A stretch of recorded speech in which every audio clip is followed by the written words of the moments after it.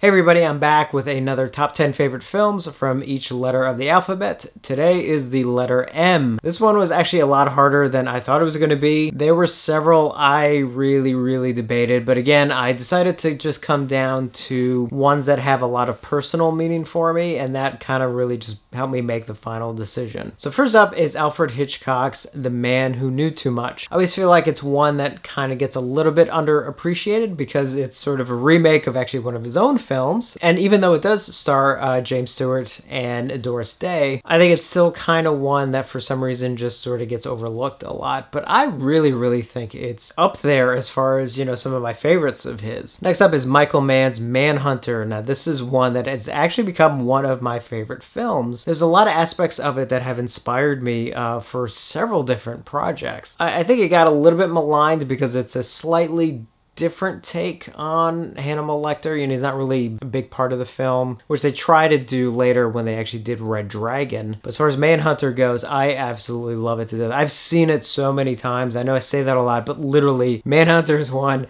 Some friends of mine will definitely tell you that I watch it probably several times a year, at least. Next up is William Lustig's Maniac. I've mentioned that film several times before, and that's just one I really enjoy on a multitude of levels. I mean, one, it's just a very sick and twisted film, but from a filmmaking standpoint, I find it fascinating because it's a film that was made, you know, majority of it was made, you know, with their own money, and they made it themselves and sort of just threw everything they could into the basket, and then the film went on to become a phenomenon. And, you know, as a filmmaker, that's very inspiring. Next up is George Romero's Martin. I mean, as much as it is celebrated among fans, I still say it's one of his most underrated films. And probably that's because of the lack of availability. I mean, even though the film has gotten a couple releases over the years, it still has been, it almost seems like the hardest film of his to see. I'm hoping that'll change soon. And if I'm not mistaken, I do believe Romero had it as his personal favorite of all the films that he's made. Next up is Joe Dante's Matinee, sort of a celebration of horror films, classic horror films, main one probably being people like William Castle, but also in other cases, you know, like Roger Corman,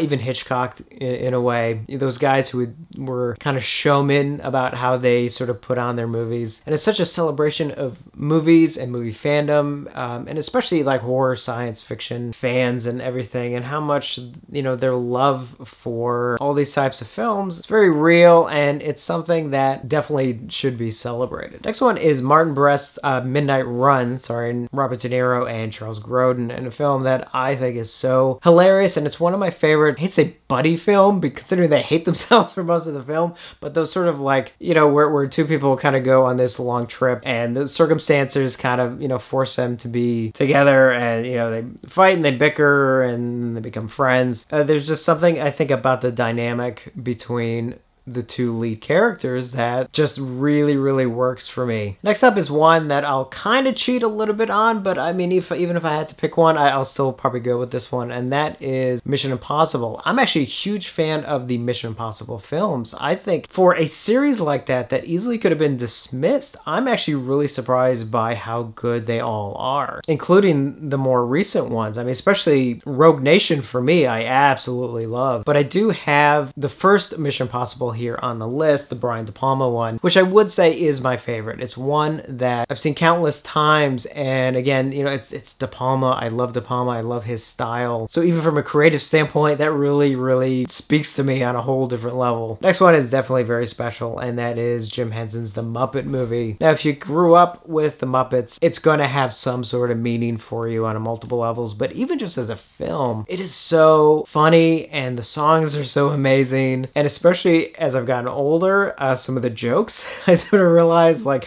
yeah, they're probably not really aimed at kids. I mean, I went to a midnight show of it a couple years ago, and it's funny watching it with, you know, a theater full of grown-ups, and, you know, we all got all the jokes that none of us got when we were kids. And especially now, you know, seeing some of the Muppets, you know, especially Kermit, you know, Jim Henson still doing the voice and everything, and, you know, some of the songs. Yeah, it's just, it's really touching. Next up is another comedy that I love, and again, one I discovered as a kid and watched it countless of times, and that is Murder by Death. A film that I don't know how many people really know. I mean, it might be maybe a lot of people just don't like it. I don't know. It's a takeoff on all the classic like detectives and crime solvers and everything. They're like caricatures of them, and they're all brought to this mansion to solve a murder case. But it's very, very funny. It's so over the top, and I find it so hilarious. But again, I don't know if it's one that a lot of people really appreciate like I do. I mean, I went to a midnight show of it once, you know, because I never got to see it in the theater when it came out. I think I was one of maybe 3 people in the theater. Didn't matter to me. I had a blast. You know, I could see a 35mm print of it. Movie I love. I don't know how many other people appreciate it, but I definitely do. And then finally, one of my favorite musicals, The Music Man, which I think works on so many levels because it's so funny and the songs are just amazing. And of course, all the actors in it are just incredible. And here's a funny little tidbit, because I've mentioned acting classes before. So in an acting class,